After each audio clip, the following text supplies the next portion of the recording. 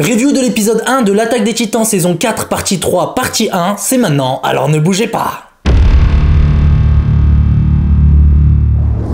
Salut à tous, j'espère que vous allez bien, je suis Rodway Senpai et depuis quelques temps je suis votre guide d'analyse sur pas mal d'animés et mangas et aujourd'hui nous allons traiter du magnifique épisode d'1 heure qui nous a été proposé d'SNK saison 4 partie 3 partie 1.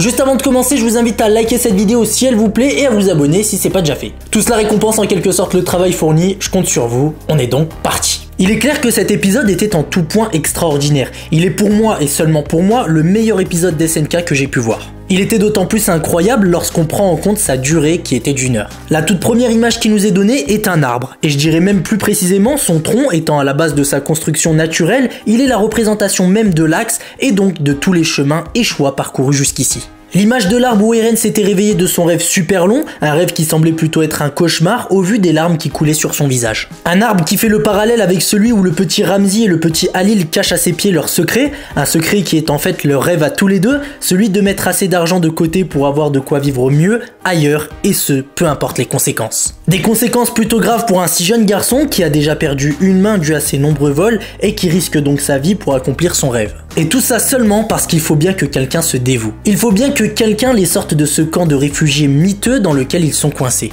Parce qu'il faut que quelqu'un se dévoue. Cette phrase décrit à elle seule tout cet épisode.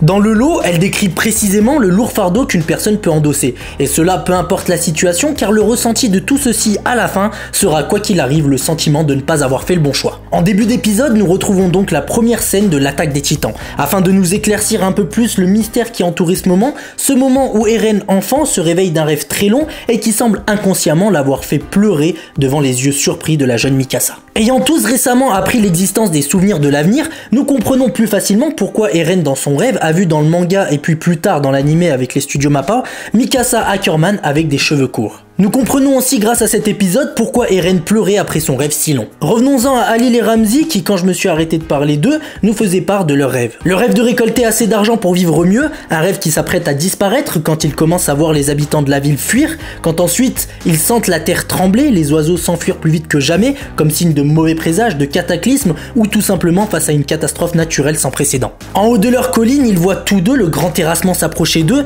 pour eux aussi les réduire à néant. Avant ça, nous nous retrouvons dans un flashback d'Eren Yeager qui savait que tôt ou tard, il devra massacrer tous ces gens présents sur le continent Mar. Il voyait en fait déjà des fantômes dont il devra lui-même ôter la vie. Il ajoute dans son monologue que tout est déjà écrit, telle la parole divine. Comme s'il était l'instrument de la fin des temps et qu'il répondait à une volonté supérieure à lui, une volonté qui le pousse à avoir une conception de la liberté selon moi totalement erronée, symbole de l'absurdité du simple homme qu'il est réellement. Selon lui, il n'aurait jamais trouvé d'autre moyen pour assurer la survie de l'île du paradis et de ce fait, ici tout sera anéanti. Que ce soit les maisons, les hommes, les animaux, les vies et même les rêves. Peut-être que si sa mère avait survécu, elle lui aurait persuadé que ce n'était pas la bonne solution. Ce qui est sûr, c'est qu'elle ne lui aurait jamais dit que c'est plutôt les Eldiens qui devraient mourir, tout comme le roi des murs avait choisi. Et c'est là qu'on perçoit le plus gros problème de cette situation. C'est qu'Eren Yeager ne voit que deux solutions. Soit il élimine tout le monde, soit il se fera lui et son peuple éliminer par tout le monde. Il ne voit que le plan absurde de Sieg, l'éradication des Eldiens, qui pour sûr réglerait le problème des titans, mais pour lui, et ce qui est totalement normal, cette issue-là est tout simplement inenvisageable. Pourquoi les Eldiens d'aujourd'hui devraient subir ça? Il est clair que c'est la haine qu'a le monde pour les Eldiens qui devrait disparaître, et pour Eren, cette haine ne peut disparaître seulement si le monde disparaît avant, et à partir de là, son peuple sera libre. Il est selon moi là le réel objectif d'Eren Yeager. Quoi qu'il arrive, lui disparaîtra, mais son peuple, et plus précisément ses amis de la 104e brigade et surtout Mikasa et Armin, eux pourront profiter de cette liberté pour réaliser leurs rêves quels qu'ils soient. En plein dans ses pensées, Eren est interrompu par le bruit des coups que reçoit le petit Ramzi par les commerçants qu'il avait volés. Face à cette scène, il savait grâce au souvenir de l'avenir qu'il allait intervenir pour sauver ce garçon, alors que juste avant, il disait qu'absolument toutes les personnes ici présentes et tout ce qu'il possède, ressent, représente disparaîtront par sa main. Alors pourquoi ne pas avoir laissé ces commerçants battre jusqu'à la mort cet enfant qui de toute façon, selon les dires d'Eren, mourra quoi qu'il arrive? Si nous n'avions pas cherché plus loin que ça, il est clair qu'absolument tout le monde devant cette scène aurait affirmé qu'Eren est complètement perdu. Lui-même le dit, il finira par tuer ce garçon, mais veut jouer les sauveurs, cette réflexion même tient de l'absurde. Lui, l'homme qui va être à l'origine d'un carnage planétaire en termes de mort humaine, veut jouer au justicier. Pourquoi? Est-il fou? Certainement pas. Et sa situation, si vous avez réussi à faire le parallèle, est exactement la même que celle de Reiner autrefois. Et de ce fait, la réponse est très simple à vrai dire. C'est tout simplement parce que Eren n'est pas mauvais. Il ne fait pas ce qu'il compte faire pour le plaisir de voir des gens mourir. Il décide de lancer le grand terrassement et tuer par la même occasion le petit et des milliards d'êtres humains, car pour lui, c'est la seule solution pour sauver Eldia et ses amis. Il doit le faire car il faut bien que quelqu'un se dévoue pour protéger Paradis. En sauvant cet enfant, sachant pertinemment qu'il va le tuer, fait d'Eren l'infâme ordure qu'était Reiner Braun à ses yeux. Un homme qui sauvait ses amis mais qui était prêt à tuer ceux qu'il avait sauvés pour le bien de sa mission. Au final, n'est-il pas plus cruel d'avoir sauvé cet enfant des coups de ses commerçants? Il n'aurait pas eu à assister à l'enfer qui s'apprête à s'abattre sur lui et les siens. Malgré ça, Eren, conscient de ce qu'il s'apprête à faire à cet enfant, lui demande pardon en pleurant. En effet, il n'y a aucune issue pour Ramsay et les siens car les titans franchissent même les montagnes. Mais je crois que devant tous ces titans, Ramsay s'est souvenu de ce que lui avait dit Eren et peut-être qu'inconsciemment, il savait qui était à l'origine de cette attaque, même si cela ne l'avance à rien. Tout ça pour sauver Paradis, pour sauver Eldia, mais pas seulement. Dans leur fuite, Alil a fait tomber ce qui représentait leur rêve et en tentant de le récupérer, ils se sont d'autant plus retrouvés proches de leur fin. Tandis qu'Eren nous explique à travers Ramsay ce qu'il a ressenti en voyant le monde au-delà des murs, qui n'avait rien à voir avec celui dont il rêvait, qu'il ne ressemblait en rien à celui du livre d'Armin, il nous apprend que le jour où il a su que l'humanité existait encore en dehors par le biais des souvenirs de ses prédécesseurs, il a été terriblement déçu. C'est là qu'il a donc souhaité de tout son cœur que tout disparaisse, il veut tout effacer et s'excuse pour cela auprès de Ramsay. Des excuses qui ne veulent absolument rien dire, comme lorsque Reiner présentait ses excuses auprès de Jean pour le meurtre de Marco, comme quand Reiner s'excusait auprès d'Eren pour ce qu'il avait fait à sa mère. Tout ça ne veut plus rien dire. Aujourd'hui, Eren est celui qui attaque l'humanité avec ses titans colossaux, tout comme les guerriers Mar avaient attaqué les murs avec leurs titans colossales. En effet, les rôles se sont inversés, sauf que comme Eren l'a dit précédemment, comparé à l'île de Paradis, le nombre de l'humanité est disproportionné. Sur le point de mourir, Ramsay voit en face de lui Ymir assistant à ses derniers instants, prouvant ainsi qu'Eren peut aussi voir l'avenir grâce aux souvenirs d'Ymir. Eren savait à l'avance ce qui allait se passer. Malheureusement, telle une malédiction, même en sachant tout cela, le futur reste immuable, totalement impossible à changer, mais la question est pourquoi? Est-ce par sa volonté ou au contraire cela est-il incontrôlable? On verra ça par la suite. En tout cas, quoi qu'on puisse dire, Eren a absolument tout détruit, laissant derrière lui une image que l'on connaît tous, un foreshadowing présent dans l'ending de la saison 2 du nom de Yugure no Tori, montrant la funeste marche des titans ainsi que leurs gigantesques traces de pas sur un sol à la base verdoyant, devenu aujourd'hui totalement aride. C'est aujourd'hui au tour du continent Mar de subir 1000 fois plus fort ce qu'ils ont fait vivre à l'île du Paradis, que ce soit les maisons, les habitants, les animaux, les vies ou même les rêves. L'heure du châtiment a sonné et ça, la grand-mère et le grand-père d'Eren Yeager l'ont très bien compris et semblent accepter leur triste sort. Fuir est tout bonnement inutile. Les titans vont beaucoup trop vite et même si par chance certains ne sont pas morts écrasés, ils finissent comme vous le savez brûlés par la chaleur des titans. Il est vrai que depuis sa naissance, un mur de 50 mètres s'est toujours dressé devant son horizon, telles les limites d'un homme que lui seul a su outrepasser. Et maintenant que ce soit les terres de glace, les lacs de feu, les plaines de sable, il semble malgré toute cette désolation voir tout ça de ses yeux, faisant de lui l'homme le plus libre de tous. En effet, cet enfant qui n'en pouvait plus d'être enfermé comme du bétail dans ses murs est parvenu à se libérer et dans une sorte de folie réclame sa liberté devant les yeux profondément choqués, devant cette peur, cette incompréhension d'Armin présent grâce à la connexion de l'axe. Pendant qu'Eren fait son carnage, on retrouve Armin et Annie qui sont sur le bateau les amenant à l'hangar pour la préparation de l'hydravion. Pendant leur discussion, Annie en profite pour remercier Armin qui lorsqu'elle était prisonnière de son cristal est très souvent venue lui tenir compagnie avec Itch. Elle lui demande aussi pourquoi il parlait à une pierre géante et bien plus courageux que Mikasa, Armin lui fait comprendre clairement qu'il voulait la voir elle, ce qui l'a rendue très nerveuse. Malgré ce qu'elle semble ressentir elle aussi pour Armin, elle se refuse d'accepter qu'elle a le droit d'être heureuse alors qu'en ce moment même, le monde entier se fait piétiner, ce qui peut paraître aussi très logique. La discussion continue et Armin rappelle à Annie qu'il n'aime pas l'expression « quelqu'un de bien »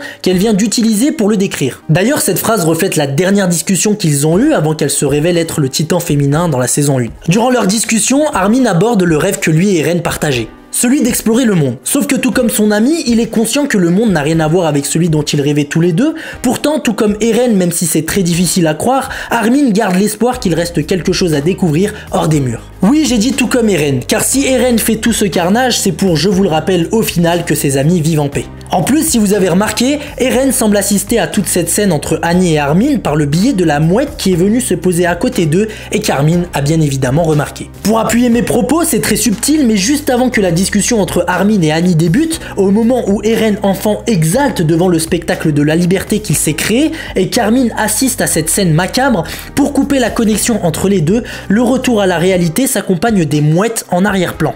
Pour ceux qui l'ont remarqué, n'hésitez pas à me le faire savoir en commentaire parce que c'était très subtil à voir. Une fois arrivé à Odia, il est temps pour nos amis de tout mettre en œuvre pour que l'hydravion s'envole. En voulant retirer la bâche de l'hydravion, Connie se plaint que les explosifs le gênent et au lieu de les couper, Armin semble voir en eux une possible utilité et propose donc de les charger à bord de l'hydravion. Pendant ce temps-là, Falco se réveille et apprend par Pieck et Gabi ce qui est arrivé au maréchal Magat, les gens de Revelio et sa famille. D'ailleurs, je suis obligé de vous rappeler l'implication de Falco dans le plan d'Eren, ce qui le pousse à être bien plus dégoûté que tout le monde. Ensuite, dans la discussion entre Mikasa et Annie, on apprend qu'Annie ne veut plus se battre et ne veut donc pas monter avec eux dans l'hydravion pour combattre Eren. Sa justification est très fidèle à elle-même et fidèle à ce qu'on a pu voir et comprendre d'elle depuis le début de SNK. À ses yeux, vouloir sauver l'humanité est assez dur à comprendre, d'autant plus que les Eldiens de Mar ont toujours été persécutés par l'humanité. Et ce, depuis leur venue au monde. Selon elle, même si le grand terrassement s'arrête maintenant, Mar restera un champ de ruines et il y aura personne pour défendre leur peuple. Malgré que ce qu'elle dit est totalement vrai et logique, elle ne peut pas s'empêcher de se sentir mal de ne pas aider ses amis. Par contre, il est vrai que le point de vue d'Annie est intéressant, car maintenant que Mar est détruit, à quoi bon tenter d'arrêter le grand terrassement? De plus, si Eren ne tue pas tout le monde et que quelqu'un parvient à l'arrêter, qui défendra les Eldiens restants face aux nations survivantes? En donnant son point de vue et expliquant qu'elle n'a plus la force de se battre et que son seul souhait est de vivre ses derniers moments en paix, Annie n'a pas quitté des yeux Armin, ce que Mikasa a très clairement remarqué. Mikasa préfère quand même rappeler à Annie qu'Armin lui va embarquer avec eux pour se rendre auprès d'Eren. À ce moment-là, Annie demande ce que Mikasa compte faire. Elle lui demande si elle part prête à éliminer Eren, ce à quoi elle répond non et qu'elle va le remettre en fait dans le droit chemin. Maintenant qu'Eren a détruit la majorité du continent Mar, sa cible selon Yelena sera très certainement la forteresse de Slatoa. Située dans les montagnes au sud de Mar, cette forteresse abrite un laboratoire aéronautique qui peut poser problème. En échange de cette information, Yelena veut simplement que les personnes qu'elle a en face d'elle reconnaissent que le plan de Sieg, malgré sa défaite, donc l'éradication douce du peuple eldien, était leur meilleur choix, la seule solution au fléau eldien qui persiste depuis 2000 ans. Hansi le reconnaît sans hésiter et ajoute qu'elle n'a rien su offrir à Eren. Aucune issue, aucun espoir, aucun avenir. Elle a compris que son impuissance était bien trop grande. Elle a été qu'une spectatrice comme le major du bataillon d'exploration qu'elle a le plus admiré, Kiss Shadis. Qu'une spectatrice devant les choix d'Eren et devant ce qu'il a aujourd'hui orchestré. Le carburant est dorénavant prêt à être utilisé, les ingénieurs procèdent au dernier réglage pour décoller sereinement. Pendant ce temps-là, Pieck décide d'enfermer Falco et Gabi dans leur cabine et leur faire prendre le bateau avec Madame Azumabito et Annie. En parlant de Pieck, elle nous dit qu'elle a une dette envers ses défunts camarades. Son devoir de guerrier l'appelle et va donc rejoindre ses compagnons guerriers et les membres du bataillon d'exploration pour faire face à Eren Yeager. Une fois le soleil levé, nos amis se préparent au combat et Onyan Copan prévient que dans 1 heure commencent les manœuvres de décollage. À cet instant, Levi fait face à la difficulté dont il devra se confronter maintenant qu'il ne lui reste plus que 2 doigts sur sa main droite. Étant donné qu'Annie est la seule à ne pas vouloir se battre, il est temps qu'elle dise au revoir à ses amis. Reiner en profite pour s'excuser une nouvelle fois auprès de sa camarade guerrière d'avoir été autant égoïste et lâche le jour où Marcel est mort. Selon lui, il aurait dû rebrousser chemin. Mais même si une nouvelle fois ses excuses ne valent rien, Annie va prendre dans ses bras son camarade Reiner, prouvant qu'elle ne lui en veut plus. Sur le point de monter dans le bateau, de loin, ses amis de la 104e brigade lui disent au revoir avec toute la chaleur du moment et tous les sentiments qui s'entremêlent à cet instant dans la tête de notre Annie Leonhardt. Ajoutez à cela les au revoir d'Armin qui semblent la rendre plus triste qu'elle ne l'est déjà. Hansi demande à Reiner et Pieck s'ils sont bien sûrs de vouloir venir, sachant que même arrêter le grand terrassement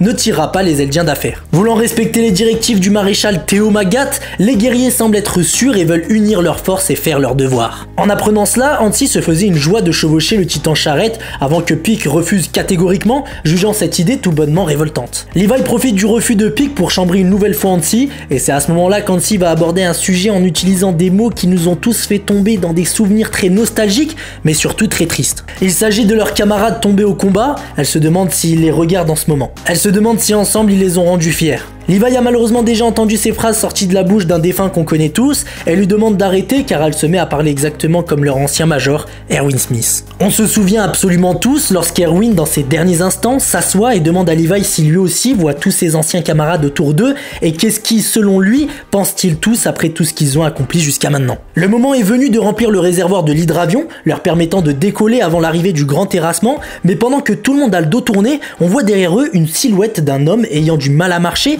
Il s'agit en fait de Frog qu'on croyait tous morts, qui se met à tirer sans viser, vite mis hors d'état de nuire par Mikasa, mais qui dans son intervention aura blessé un ingénieur d'Azumabito et endommagé le réservoir en carburant de l'hydravion. Un Frog très déterminé qui n'a plus rien à voir avec le peureux de la saison 3 partie 2, prêt à risquer sa vie sans hésiter une seule seconde pour défendre de toutes ses forces ce en quoi il croit. À tel point qu'il s'est accroché à la coque du bateau depuis qu'ils ont quitté le port de Paradis et de plus après avoir reçu une balle de fusil par Gabi. Selon l'ingénieur, il faudra au moins 1 heure pour souder les plaques endommagées alors que le grand terrassement se fait déjà entendre. Dans son dernier souffle, Frog leur somme de ne pas se rendre auprès des reines car les habitants de l'île seront massacrés, leurs démons est leur seul espoir. Hansi en a bien conscience, pour elle il a complètement raison, mais elle reste intimement convaincue qu'un jour ils parviendront à convaincre le monde qu'ils ne sont pas un danger. Mais au final, ne serait-il pas mieux qu'ils représentent aux yeux du monde, aux yeux des autres nations de ce monde, un danger? Cela leur permettra d'éviter les guerres dues à leur puissance et pourrait peut-être leur permettre de dominer le monde en tant que première puissance mondiale. N'hésitez pas à me dire ce que vous en pensez en commentaire de cette petite réflexion. Bref, les titans approchent et il leur faut désespérément un plan pour au moins retenir les titans. À ce moment-là, la seule solution qui tient la route, c'est celle que va proposer Armin, qu'il se transforme pour les ralentir le plus longtemps possible. Malheureusement, il est inconcevable qu'Armin perde de la vie maintenant et que l'énergie des titans primordiaux soit gaspillée de cette manière. Et c'est donc notre vétéran du bataillon d'exploration et 14e major du bataillon d'exploration, Hansi Zoé, qui dans son dernier discours assumera ses responsabilités et se dévouera à ralentir l'ennemi. Bien sûr, avant de partir, il est impératif de nommer un nouveau chef, et c'est donc ici et maintenant qu'elle décide de nommer Armin Arlelt, 15e major du bataillon d'exploration. Elle ajoute et lui rappelle bien que la qualité indispensable à leur dirigeant est sa volonté inébranlable de tout comprendre. Comme l'ont fait ses prédécesseurs avec Kishadis et sa formation des futurs héros de ce monde, Erwin en renversant le roi des murs, comme l'a fait Hansi en découvrant le monde et le secret caché derrière les titans. Il devra à son tour accomplir et comprendre tout de ce monde. Mais lui, sa mission sera bien plus importante, il devra sauver le monde et à mon avis éliminer Eren. Elle fait ses adieux à ses amis toute souriante avant de s'approcher de Levi qui d'abord ne semble pas vouloir la laisser passer, mais qui renonce face à la dure réalité de la situation et de son envie d'assumer ses responsabilités en tant que major et successeur d'une vision, d'une idée, d'une volonté de toujours aller plus loin dans l'exploration et la découverte, même si cela implique des sacrifices. Levi le sait et l'entend très bien, c'est pour cela qu'il lui clame une dernière fois leur devise éternelle, Shinzo Sasageyo. Une devise que l'on entend pour la première fois sortir de la bouche de notre caporal, traduisant le mal que lui fait la perte de son ami de toujours, Hansi Zoé. Elle se lance armée de ses lances explosives tout droit vers les titans du grand terrassement, des titans qu'elle ne peut pas s'empêcher d'admirer même dans cette situation. Mais aujourd'hui, cet amour qu'elle a pour les titans ne l'empêchera pas d'en éliminer un nombre record, profitant des cadavres de certains pour faire trébucher ceux arrivant derrière, permettant in fine de freiner pour un court instant la progression du grand terrassement. Avec un OST très connu pour les fans d'SNK et parfaitement adapté à cet instant tout simplement magnifique, Hansi Zoé entame sa dernière danse dans son équipement tridimensionnel qu'elle manie avec beauté, aisance et ferveur. Après avoir utilisé toutes ses lances explosives, Hansi dégaine ses lames dans une nostalgie sans précédent, un retour aux sources jusqu'à la toute fin où malgré ses brûlures, elle va abattre un nombre incalculable de titans. Son magnifique sacrifice aura permis à tous ses amis de s'enfuir sains et saufs, pleurant tous sans exception, disant adieu à celle qui a toujours su se montrer très chaleureuse, douce, gentille et au final très humaine avec les titans primaires, qui au final, ironiquement, étaient tous des humains aussi. Hansi se réveille devant un merveilleux ciel bleu, s'inquiétant toujours de l'hydravion, mais c'est Erwin Smith qui va la rassurer et qui va lui dire qu'elle a accompli sa mission avec brio. C'est son fidèle ami Moblid qui va la relever devant les regards de Nanaba, Mike, Kishadis, Sacha et tous ses anciens compagnons du légendaire bataillon d'exploration. Il est dorénavant temps pour Hansi de se reposer en paix, acceptant l'invitation du Major Erwin à lui raconter son histoire merveilleuse que nous avons eu la chance de connaître. Avant de reprendre la suite de l'analyse, je me sens complètement obligé de vous dire que pour moi, ayant vu beaucoup d'animés, je trouve qu'Hansi a eu la plus belle mort qu'il m'a jamais été donné de voir. Ils auraient très bien pu s'arrêter au moment où son corps a été carbonisé ou alors devant les pleurs de ses amis, mais non, ils ont fait en sorte qu'elle ouvre une nouvelle fois les yeux, nous faisant croire au début qu'elle avait peut-être survécu, jusqu'à entendre la voix d'Erwin l'invitant d'une certaine manière à venir vivre à leur côté la suite de son histoire. Cet instant est d'autant plus magnifique quand on comprend que l'auteur, à travers cette scène incroyable, n'a voulu montrer que le côté positif de la mort, contrairement à tout ce dont il nous avait habitués depuis plus de 10 ans. Après le caractère exceptionnel de la scène précédente, nous retrouvons nos amis installés dans l'hydravion, dans un silence de deuil qui pour certains n'arrive pas à croire ce qu'il vient de se passer. À cause de l'intervention de Frog, les ingénieurs d'Izul n'ont pu que remplir la moitié du réservoir de carburant, laissant planer un doute sur leur capacité à atteindre la forteresse de Slatoa. Des doutes rapidement dissipés du côté d'Armin lorsque Onion Kopon, tout autant touché qu'eux du sacrifice d'Hansi, jure de tout mettre en œuvre pour faire atterrir cet hydravion à destination. Il est temps maintenant de discuter stratégie. Grâce à Levi et Pique, ils ont une idée de l'apparence du titan originel, sauf que le souci c'est qu'ils ne peuvent pas savoir où se trouve exactement Eren dans son titan. sachant qu'il peut profiter du pouvoir du titan marteau et du fait que le titan originel peut potentiellement avoir aussi une spécificité inattendue. Mais pour parer à ce problème, Pieck propose d'utiliser le pouvoir d'explosion du titan colossal lors de sa transformation pour pulvériser toute la zone. Sauf que Armin refuse cette option le temps qu'il n'a pas parlé à Eren, mais il le fera seulement s'il n'y a pas d'autre moyen de l'arrêter, ce sera le dernier recours. Ensuite, Levi aborde un sujet assez intéressant concernant Sieg, il demande si éliminer Sieg n'arrêterait pas le grand terrassement. Ce qui semble à l'évidence possible, mais qui personnellement, et si j'ai bien tout compris jusque-là, ne servira à rien. Souvenez-vous, dans la partie 2, Eren a réussi à convaincre la petite Ymir de lui transmettre son pouvoir. Il me semble qu'Ymir, avant l'intervention d'Eren, était soumise à la volonté des membres de la famille royale, et donc elle n'autorisait que ceux possédant du sang royal à utiliser le pouvoir de l'originel, et donc en conclusion, tuer Sieg ne changera rien étant donné qu'Eren ne détient pas le pouvoir de l'originel grâce à la combinaison du sang royal plus l'obtention du titan originel, mais plutôt parce que Ymir s'est laissé convaincre par Eren qu'elle n'avait aucune obligation de se soumettre à la famille royale et qu'il était temps pour elle de devenir libre. Donc voilà, à mon avis, s'il se base sur ce plan, c'est voué à l'échec. Mais malheureusement, il semble se mettre d'accord pour ce plan, et d'ailleurs Levi tient à préciser que c'est lui qui abattra Sieg, en comptant bien sûr sur l'aide de ses camarades. Bien entendu, ils acceptent et Jean ajoute que pour en arriver là, ils ont commis des choses atroces, ils ont tué des camarades et qu'il est donc hors de question que ces massacres soient vains. Des phrases qui vont faire réagir Connie, qui lui a tué 2 de ses anciens amis de la 104e brigade d'entraînement, Daz et Samuel. Jean nous dit que pour arrêter le grand terrassement, il est prêt à tout. Une phrase qui nous rappelle celle qu'avait prononcée Reiner le jour où il a décidé d'attaquer les murs de paradis. Il était lui aussi prêt à tout pour sauver l'humanité, détruire les démons insulaires et devenir un héros. Aujourd'hui, en quelque sorte, Jean est prêt à tout pour détruire le démon qui menace l'humanité. Connie avoue à Reiner qu'il se rend compte du calvaire dans lequel il vivait. Il lui dit qu'il a tué ses amis en réduisant leur visage en bouillie. Ses mêmes amis le traitaient de traître alors que lui essayait d'expliquer qu'il faisait ça pour sauver l'humanité. Aujourd'hui, Connie est devenu Reiner, Annie et Bertolt. Il vit en ce moment ce qu'ils ont enduré pour sauver le monde. Et il est maintenant à même de comprendre l'enfer qu'ils ont traversé. Jean va ajouter qu'ils sont tous pareils, ils ont compris et cela va peut-être soulager l'état mental de Reiner qui pensait de plus en plus que tout ce qu'il avait commis était le fruit d'une sorte de folie qui émanait de lui et que c'était en aucun cas pour sauver l'humanité. Mais maintenant il voit ses anciens camarades dans le même état émotionnel que lui permettant peut-être de relativiser et de se sentir possiblement moins seul car de toute façon, quoi qu'il arrive, ce qu'il a fait jusque-là reste impardonnable même si cela est maintenant justifié et compris de la part de ses anciens amis. Tout ce qui se passe à cet instant fait aussi écho aux paroles d'Eren le soir de l'attaque de Revelio car avant tous les autres, c'est Eren qui a compris la situation dans laquelle était Reiner. Et c'est grâce au fait qu'Eren l'a compris qu'aujourd'hui Reiner comprend un peu mieux la façon de penser du bourreau de l'humanité. Il partage à ses camarades qu'Eren veut probablement que ses amis l'arrêtent à leur grande surprise. À ce stade-là, ce n'est qu'une supposition, mais une supposition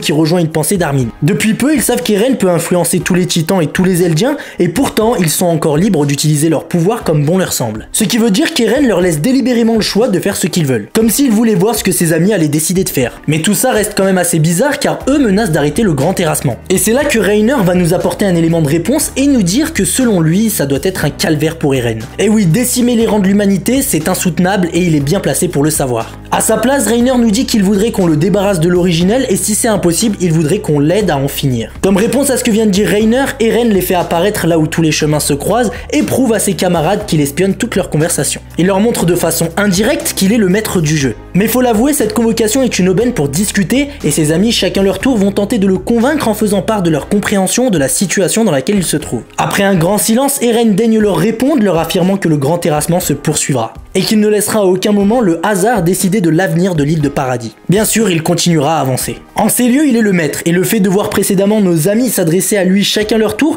face à un silence limite divin nous pousse à croire qu'ils font face à un être supérieur. Eren fait le choix de se matérialiser en l'enfant qu'il était, créant une sorte d'angoisse qui confirme l'être supérieur qu'il est, sauf que nous ne sommes pas face à une divinité, mais plutôt face à un démon comme le disait Frock avant de mourir. Encore une fois, il est ironique de se dire que le paradis est protégé par un démon, le démon de Paradis. En voyant sa silhouette au loin, il décide de courir pour le rattraper et Armin en profite pour lui demander pourquoi il leur laisse leur pouvoir, ce à quoi il répond que pour obtenir sa liberté, il va priver le monde de la sienne. Ils sont donc libres de défendre la liberté de ce monde et lui est libre de continuer à avancer. Il ajoute que tant que leurs convictions resteront inflexibles, ils s'opposeront et la seule chose qui reste à faire est de se battre. La seule raison de leur présence ici est de les prévenir que vouloir discuter sera inutile, le seul moyen de l'arrêter sera lui ôter la vie. Reiner avait donc vu juste, Eren est décidé à accomplir ce qu'il semble indispensable pour le bien de Paradis, ne laissant à partir de maintenant plus place à la discussion et faisant comprendre à ses amis qu'ils seront les seuls capables de l'arrêter, ou plutôt les seuls capables de le tuer. Il n'y a plus rien d'autre à faire. Mikasa s'écroule en comprenant la gravité de la situation,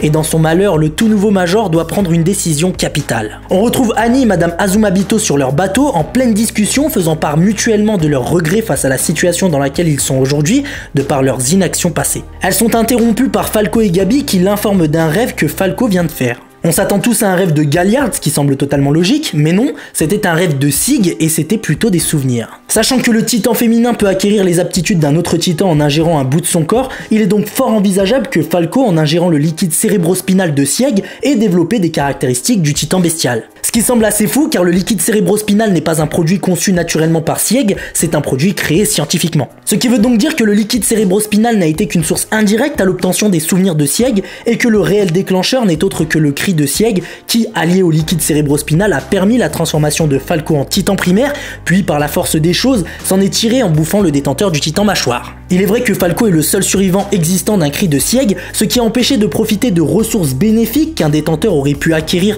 suite à cela, c'est donc un atout qui peut être majeur dans le combat face à Eren. Falco nous dit que son souvenir le plus net c'est un vol au-dessus des nuages et il s'en sent capable. Ensuite nous retrouvons le fameux train rapidement aperçu dans le dernier trailer de cette partie 3 d'SNK. Détourné par des Eldiens et plus précisément le père d'Annie, il semble se diriger vers la forteresse de Slatoa, réputée sur le fait qu'il possède des aéronefs. Dans ce train nous retrouvons la famille de Gabi, de Falco, la mère de Reiner qui devant les paroles des parents de sa nièce va avoir une réaction. Son frère va dire que sans son obsession pour les guerriers, Gabi serait là en ce moment pour traverser ensemble ce qui se passe. Et c'est là qu'elle commence à comprendre, mais le moment du repentir n'est pas encore là. Le père de Pieck est aussi présent, gardant précieusement près de lui le dernier souvenir qu'il a de sa fille. Tout à coup, du train, ils aperçoivent plusieurs aéronefs passer au-dessus de leur tête, ce qui est très mauvais signe du coup, d'autant plus que la fumée du grand terrassement s'approche de plus en plus. Arrivés sur les lieux, il ne reste plus aucun aéronef, ce qui les condamne par la même occasion. Par contre, ce qui les interpelle, c'est que les aéronefs se dirigent tout droit vers le grand terrassement. En voyant ça, il est facile d'en déduire que ces aéronefs ne servent pas à une quelconque fuite, mais vont plutôt servir à entreprendre la toute dernière offensive de l'humanité. Cette offensive prendra la forme d'un bombardement aérien, ce qui en soi est pour moi la meilleure solution pour attaquer Eren et ses titans. Mis à part la fumée des titans, Eren ne dispose pas de protection aérienne, ce qui laisse libre d'attaquer d'en haut étant donné que cette fumée de chaleur possède ses limites. Tout d'un coup, une voix s'élève, elle parle à tous les effectifs de la forteresse. Cet homme leur rappelle que cette forteresse, que cette base est le dernier bastion de l'humanité. Il continue son discours et finit par dire quelque chose d'intéressant. Il dit que la pression qui pèse sur les épaules des effectifs présents sur cette base est incommensurable. Mais que quelle que soit l'issue du combat, la responsabilité ne revient pas qu'à eux. La faute incombe à l'ensemble des adultes. Car oui, les adultes, même ici présents, n'ont jamais cherché à aller plus loin que ce qu'on leur ordonnait de comprendre. Ils n'ont jamais cherché à éloigner leurs enfants de toute cette violence. Ils ont, que ce soit les mares, les parents d'enfants guerriers ou tout simplement les adultes eldiens, qu'entretenu la rancune que certains avaient pour le roi d'Eldia qui a abandonné les Eldiens de Mar. Les adultes Mar n'ont qu'exploité la haine qu'avait leur peuple envers les Eldiens Mar d'aujourd'hui et pour les démons insulaires de l'île du Paradis. Tous persuadés d'y trouver leur salut, ils ont tous rejeté le moindre problème qu'ils avaient dans leur vie sur l'île des démons, et c'est pourquoi est né ce monstre, lui aussi empli de haine, de rancune, de désespoir, de mensonges, de violence, venu pour retourner contre eux toute la cruauté dont les Mar, mais pas seulement, ont fait preuve. Comme un air de jugement dernier, Eren et ses titans s'approchent pour leur faire payer, pour les juger pour tous les crimes qu'ils ont commis et que nous, spectateurs, avons assisté depuis le début de l'attaque des titans. Ne serait-ce qu'avec les Eldiens que les Mar transformés en titans primaires pour au final tuer nos membres du bataillon d'exploration. Comme le jour du jugement dernier, seuls les regrets sont présents. Dans son discours, il le dit lui-même, s'il nous est accordé la chance de contempler l'avenir à nouveau, il jure solennellement de ne plus jamais répéter les mêmes erreurs. Et c'est à cet instant précis que Karina Brown, la mère de Reiner, a compris. Elle a enfin compris ce qu'elle a fait endurer à cet enfant qu'elle aime tant. Elle s'est servie de lui comme un instrument de vengeance, faisant de lui l'homme qu'il est devenu aujourd'hui. De ce fait, elle ne se sent plus du tout comme étant une mère digne de lui, tout comme tous les autres parents présents ici, qui eux aussi dorénavant ont compris. Tandis que les aéronefs s'approchent de la zone de bombardement, l'auteur de ce discours plein de sens invite toutes les personnes ici présentes à prêter serment avec lui. Le serment de mettre fin à cette ère de haine, il les invite donc à bâtir ensemble un monde de compassion parce qu'il est temps de se défaire de leurs monstres à tous cachés en chacun d'eux. À peine arrivés, les aéronefs semblent être à deux doigts d'être attaqués par le titan d'Eren. Au vu de la réaction d'Eren, l'ordre est tout de suite donné de bombarder le grand terrassement. Suite à ça, une pluie de bombes déferle sur le grand terrassement, détruisant plusieurs titans, mais le problème avec ce genre de bombardement, c'est qu'ils ne sont pas précis. D'abord dû à la précipitation qu'ils ont eu face à la réaction d'Eren, à la taille des titans dont ils doivent faire face, sachant que si ça avait été des titans primaires, tout ça aurait été vite réglé, mais surtout le problème est dû au fait de l'altitude élevée qu'ils ont dû prendre à cause de la chaleur des titans, qui est donc la principale cause de l'imprécision des bombardements. Malheureusement, tous les espoirs de l'humanité sont joués sur cette attaque, elle doit réussir sinon tout est fini. Sauf que bien évidemment, Eren a un plan. Il matérialise le titan bestial à l'aide sans doute du pouvoir du titan marteau et il commence à lancer des projectiles sur les aéronefs qui les bombardent, les détruisant un par un, réduisant les derniers espoirs de l'humanité à néant sous les yeux ébahis et impuissants des effectifs de Slatoa. Par contre, comme je le disais dans mon analyse du trailer, il est clair que nous n'avons pas affaire à un Sieg libre de ses mouvements, il n'y a qu'à regarder ses yeux pour voir qu'il est complètement sous le contrôle d'Eren. On voit clairement des yeux sans pupille, comme les yeux d'Ymir ou d'Eren enfant qu'on a pu voir précédemment. Mais bon, cela n'a pas empêché le fait que l'escadrille entière soit totalement anéantie, condamnant les enfants innocents ici présents à une mort certaine. Symboliquement, c'est une enfant qui va pointer du doigt le dernier espoir de l'humanité, qui est à court de carburant, qui peine à se sortir du nuage créé par les titans. Et oui, c'est l'hydravion qui fait son apparition au loin, guidé par Onian Copan, qui demande à ses compagnons de faire attention de bien sauter au-dessus de l'originel. À leur arrivée, le bestial leur réserve un accueil comme il les aime à base de projectiles, lançant officiellement les hostilités. Guidant ses hommes, le major Armin Arlelt se jette de l'hydravion suivi de ses camarades ayant pour mission d'éliminer le plus vite possible le titan bestial. Qui de mieux que le bataillon d'exploration, de plus est 4 des meilleurs recrues de la 104e brigade d'entraînement, dont une Ackerman, plus un parmi eux, Rainer Brown, capable de se transformer en titan cuirassé. À cela on y ajoute l'homme le plus fort de l'humanité, Levi Ackerman, le titan charrette et l'intelligence d'Armin, plus son pouvoir de transformation du titan colossal. Si eux ne parviennent pas à battre Eren, rien ni personne pourra le faire, ils sont vraiment le dernier espoir de l'humanité. Ils se jettent tous à l'attaque du titan bestial, utilisant peut-être tous pour un dernier combat leur équipement tridimensionnel et le dernier souvenir d'Anti Zoé, les lances explosives. Le titan bestial n'hésite pas une seule seconde à les bombarder de projectiles jusqu'à ce que Rainer, transformé en titan cuirassé, parvient à l'agripper, lui donnant sa revanche sur sa défaite face à lui en fin de saison 2. Dites-vous que vu comme ils ont réussi à vite l'immobiliser, si nos amis étaient arrivés quelques minutes plus tôt, ils auraient pu protéger les aéronefs qui bombardaient le grand terrassement des projectiles du titan bestial, ce qui leur aurait facilité la tâche dans leur combat contre Eren. Heureusement, Onian Copan, pendant ce temps-là, parvient à redresser l'hydravion et se dirige vers la forteresse de Slatoa pour atterrir en urgence. Les effectifs de Slatoa, grâce à leurs jumelles, assistent à tout ça. Ils voient le titan cuirassé, le titan charrette, mais ils remarquent aussi des équipements tridimensionnels, ce qui prouve la présence des forces de Paradis qui tentent aussi d'arrêter le grand terrassement. Dans les derniers instants de cet épisode, le major Armin confronte une nouvelle fois Eren en lui demandant encore une fois en quoi est-ce qu'il se croit libre. Et cela devant les yeux vides du bourreau de l'humanité. Une question lourde de sens dont on ne parlera pas aujourd'hui, mais sur lequel je compte faire une longue vidéo d'analyse. On a clairement eu le droit à un épisode d'1 heure totalement incroyable, je le dis, je le répète, c'est pour moi un des meilleurs si ce n'est le meilleur épisode de tout SNK. On a vraiment été servi au niveau des émotions, que ce soit de la tristesse avec la mort d'Anti, du respect avec la mort de Frock, de la peur qu'inspire Eren, du stress, de l'amitié, de l'amour, on a vraiment tout eu. Il est clair que les studios Mappa ont fait fort et je pense très franchement qu'on ne va pas être déçus pour la suite. Merci à vous pour tous ceux qui ont suivi cette vidéo qui devrait être assez longue. D'ailleurs, n'hésitez pas à liker cette vidéo si elle vous a plu et à vous abonner si c'est pas déjà fait. On se dit à la semaine prochaine pour parler de la suite. Prenez soin de vous. Allez, ciao les potes!